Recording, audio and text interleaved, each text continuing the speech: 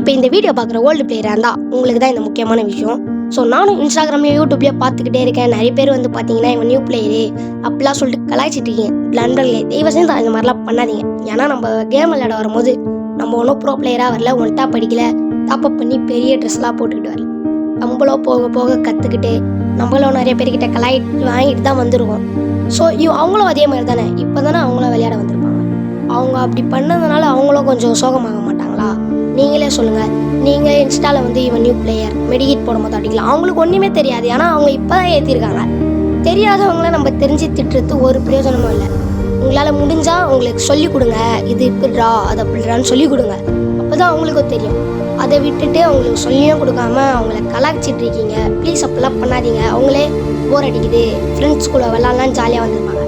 ஆனால் நீங்கள் ப்ரோ பிளேயருன்றதுனால அவங்க கலாய்ச்சி மன உடைச்சலுங்க. அதுக்கு தான் இந்த வீடியோ நண்பர்களே. யாரும் தப்பாக எடுத்துக்காதீங்க. உங்கள் நல்லதுக்கு தான் சொல்கிறேன். பாய்.